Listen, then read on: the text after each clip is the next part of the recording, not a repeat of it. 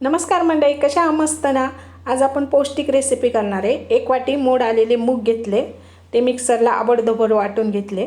आता 1 वाटी कांद्याची पात, 1 वाटी कांदा, अर्धी वाटी कोथिंबीर, आता लाल तिखट आणि मीठ घालून घेऊ आणि धना जिरा पावडर, ओवा हातावर क्रश करून घ्यायचा म्हणजे वास छान येतो ओव्याचा. आता 2 चमचे तीळ, हळद अर्धा चमचा, हिंग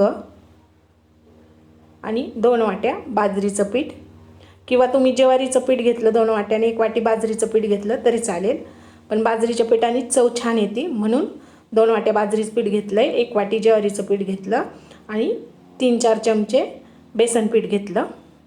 आता चीज किसून घेऊ आपण आणि परत मिक्स करून घेऊ. चीज किसल्यावर आणि थोडं थोडं पाणी घालून चांगलं मिक्स करून घेऊ. आता हे बाजरीचं आणि ज्वारीचं पीठ आहे म्हणून चांगलं मळून घ्यायचं, एकजीव करून घ्यायचा. भाकरीला आपण मळतो त्याप्रमाणे मळायचं चांगलं. आणि आता रुमालाला मी पाणी लावलं.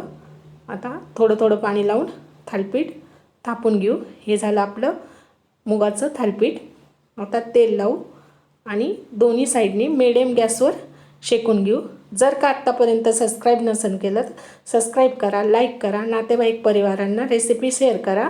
आता आपण दोन्ही बाजूनी तेल लावू आणि मिडियम गॅसवर शेकून घेऊ. दोन्ही बाजूनी मिडियम गॅसवर शेकायचं म्हणजे खरपूस शेकल्या जातं आणि खायला छान लागतं थालीपीठ. रेसिपी आवडली असेल तर लाईक करा. रेसिपी बघितल्याबद्दल धन्यवाद.